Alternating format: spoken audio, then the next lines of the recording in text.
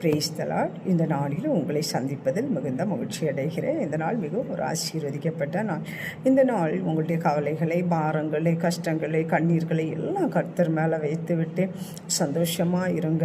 எதுக்கும் கலங்காதீங்க, எதுக்கும் குழம்பாதீங்க. ஏன்னா நம்முடைய வாழ்க்கையில் வந்த பிரச்சனைகளுக்கு நாம் கண்டிப்பாக அழிந்து போயிருந்திருக்கணும், கண்டிப்பாக நான் இல்லாமல் போயிருந்தோம், கண்டிப்பாக நொறுங்கி போயிருக்கணும், நம்முடைய வாழ்க்கையே ஒரு கேள்விக்குறியாய் போயிருந்திருக்க வேண்டும்.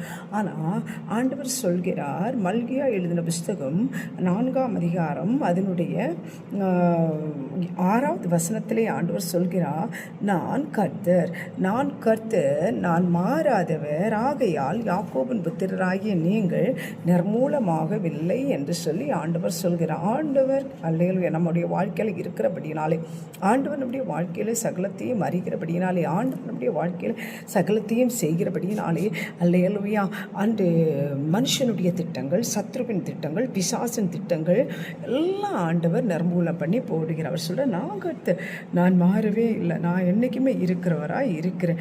ஆனால் நீங்கள் என்னை விட்டு விலகாதபடி என்னுடைய சமூகத்தை அண்டி நீங்கள் என்னை ஆராதித்தால் மகிமைப்படுத்தல் நிர்மூலமாகி போக மாட்டீர்கள். நல்ல ஒரு வார்த்தை.